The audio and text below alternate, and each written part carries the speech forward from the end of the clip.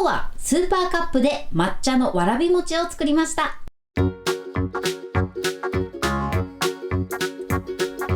んにちは、料理研究家のいかりです。このチャンネルはいろんな料理のレシピ、そして役立つ情報をご紹介していくチャンネルです。ぜひチャンネル登録して楽しんでみてください。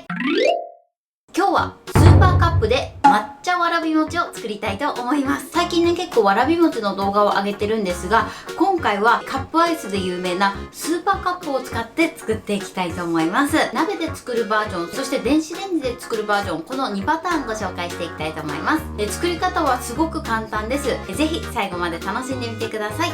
それではどうぞ。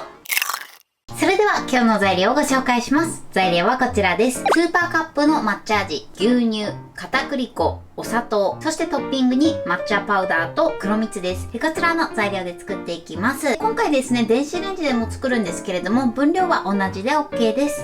はい。そしてこちらの 450ml 入るタッパーを使用していきます。こちらですね、作る前にタッパーの中を水で濡らして、ちょっと水滴が残るくらいですね、このような状態で準備しておきましょう。それではまずはじめにお鍋で作る作り方をご紹介していきます。まずこちらスーパーカップですね。これを取って実際ね、このスーパーカップ何 g 入ってるか一度計量します。内容量はね、これ 200ml って書いてあるんですけど、グラムはねちょっと変わってくるので、一度ねグラムで測ってみたいと思います。ではこちらを鍋に出します。あらかじめね自然解凍とかあと何でもいいんですけど、できればね溶かしておくといいかなと思います。145g ですね。抹茶のアイスは 145g 入ってます。それではですね、もうすでに結構溶けてるんですけれども、まずこのね抹茶アイスを溶かします。この時点でね温めてしまうと、この後片栗粉を入れるんですが、片栗粉入れた時にダマになりやすいので、アイスは温めずに溶かしてください。こうやってね練ってるとだんだん溶けてきます。なのであらかじめ冷蔵庫とか作るねちょっと前に外に出しておいて、ある程度溶かしておくのがおすすめです。はい、こんな感じで溶けました。それではここに牛乳、そしてお砂糖を加えます。これをよく混ぜましょう。1分ぐらい混ぜれば OK です。まだねちょっとお砂糖のシャリッという感じが残っていても OK です。それでは続いて片栗粉です。で今回ね片栗粉の方に少し液を入れて、まずこっちでアイスの生地となじませてから戻します。その方がねダマになりにくいです。ここにアイスの液を少し垂らします。そしたらまずこちらを混ぜます。少量の方が混ぜやすいです。このぐらいねサラサラした生地になれば OK です。そうしましたら元のこちらの生地に戻し入れます。でこうするとダマにならず綺麗に仕上げることができます。でこれでよく混ぜましょう。これで OK です。あとはこちらを火にかけていきます。ポイントなのが、火にかける前に綺麗に片栗粉をね生地となじませておくことです。そうすることでダマができず、とても綺麗なわらび餅に仕上がります。それでは火にかけていきます。火にかけて混ぜるときはこういったね耐熱のゴムベラがおすすめです。では火加減中火で絶えずこのようによく混ぜながら加熱していきます。とろみがつくまでは中火で OK です。よくね混ぜていきましょう。であとですね、この鍋の周りから固まってくるので、周りもこうしっかり剥がすように混ぜていきます。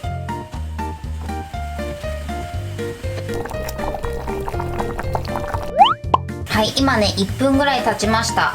そうするとね周りから少しねこういった塊が出てきます。でこの塊が出てきたら混ぜるスピードを速くしていきましょう。で必ずねこの周りもぐるっと取って混ぜていきます。でこのぐらいのとろみがついたら火加減弱火にします。そしたらあとはですね2分間弱火でしっかりと火入れしていきます。で最初はねちょっと塊っぽくなってるんですけれども、よく混ぜるとだんだんねこのように滑らかになってきます。結構ね女性の力だと大変かもしれないんですが、ここでよく混ぜて加熱していただくととても滑らかで美味しいわらび餅に仕上がります。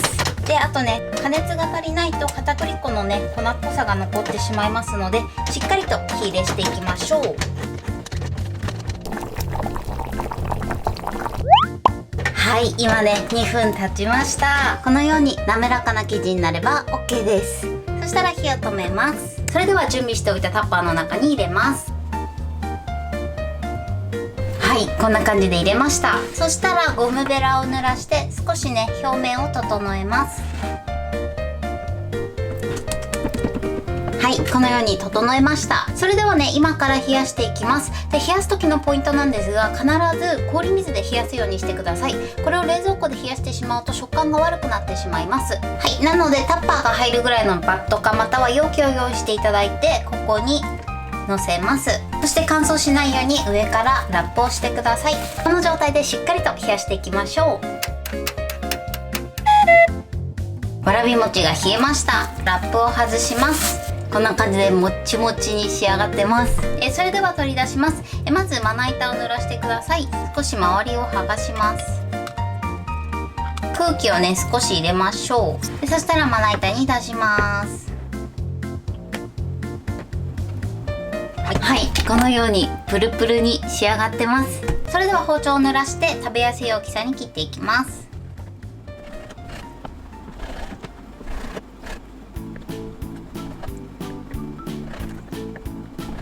はい、このように切りました。それでは抹茶パウダーにのせます。抹茶パウダーをバットに入れてわらび餅にまぶします。で、今回ね抹茶パウダーを使ってるんですけど、きな粉を使っていただいても OK です。はい、これで完成です。それでは残りも同じように抹茶パウダーをまぶしたいと思います。それでは電子レンジで作る方法をご紹介していきます。まず耐熱のボウルを用意していただいて、これをボウルに出します。鍋と同じように温めずにアイスを溶かします。なのでこちらも同様にあらかじめ溶かしておくといいかなと思います。はい、このようにきちんと溶ければ OK です。続いてお砂糖を入れます。そしてよく混ぜましょう。今40秒ぐらい混ぜました。で、まだねお砂糖のシャリという感じは残ってても OK です。そしたらここに牛乳を入れます。そして混ぜましょう。は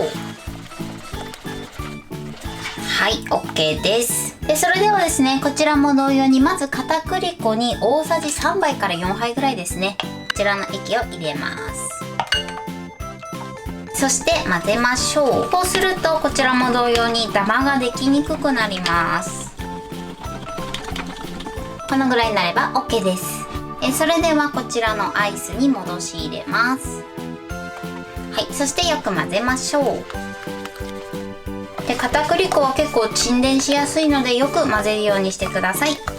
で、お砂糖も溶けてきちんと混ざれば OK です。はい、それではふんわりとラップをします。これを電子レンジ 600W でまず1分加熱します。はい、1回目加熱しました。そしたらラップを取ります。ラップはまた使うのでね、ボウルにちょっとつけておきましょう。で、これをよく混ぜます。で、1回目はね、まだアイスもね、冷たい状態だったので、そんなに変わらないですね。なんですけど、一度よくね、混ぜて温度を均一にさせます。で、またラップをします。それではまた電子レンジ 600W で1分加熱します。はい、加熱しました。それではまたよく混ぜます。そうするとね、ちょっとだけこうやって固まってる部分が出てきます。そういった部分はこうゴムベラで押しつぶすように混ぜていきましょう。そしたらまたラップをして、で少し固まってきたら少しずつ加熱していきます。電子レンジ 600W で40秒加熱します。はい、40秒加熱しました。かけます。で、そうするとね、もう結構固まってきてます。こんな感じで、これをよく混ぜましょう。で、下から固まってるので下をこうやって持ち上げながら、あとはこう固まってる部分をゴムベラで押しながら、まだ固まってない部分となじませていきます。ある程度混ざったらこのように泡立て器でこうすり混ぜるように混ぜるとよく混ざります。で、このぐらい滑らかに混ざれば OK です。それではですね、もうちょっとだけ加熱します。このまままたラップをして電子レンジ 600W で40秒加熱します。はい、出来上がりました。そうしましたらもう一度よく混ぜましょう。はい、こっちもねすごくもちもちっとした感じに仕上がりました。じゃあね、これでもう最後です。もう一度ラップをして最後 600W で40秒加熱します。加熱しました。そしたらもう一度よく混ぜましょう。こんな感じでもちもちに仕上がりました。ではですね、こちらも冷まします。こちらの電子レンジの方は冷まし方もねまた別の方法をご紹介します。まずボウルに氷水を張っていただいて、ここにできたわらび餅を落とし入れます。よいしょ。でもう直接氷水で冷やします。で今ね30秒ぐらい冷ましたんですが、だいたい触れるぐらいになったらもう OK です。そしたらこうやってね手でキュッと絞ってこんな感じで丸くちぎってください。この時の冷やす時の注意点なんですが、長時間こうやって冷やしておくとわらび餅の周りがふやけてくるので、長時間水の中に入れないようにしてください。はい、ではこちらは分量外なんですが、きな粉をまぶしていきたいと思います。じゃあね、こんな感じでちぎったものを入れていきましょう。でこれでまぶします。電子レンジで作るわらび餅はこれで完成です。はい、これでスーパーカップわらび餅の完成です。こんな感じに仕上がりました。それでは黒蜜をかけます。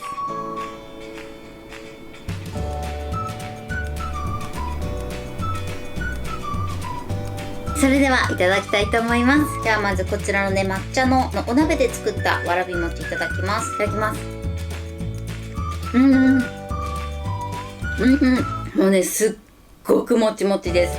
スーパーカップの抹茶味の特有なちょっとミルキーな甘さがあってとても美味しいですね。でこれはね抹茶パウダーが結構苦めなので大人の方向きかなと思います。ちょっと苦いのが苦手な方はきな粉の方がいいかなと思います。この抹茶の苦みも癖になります。それでは電子レンジで作った方もいただきます。いただきます。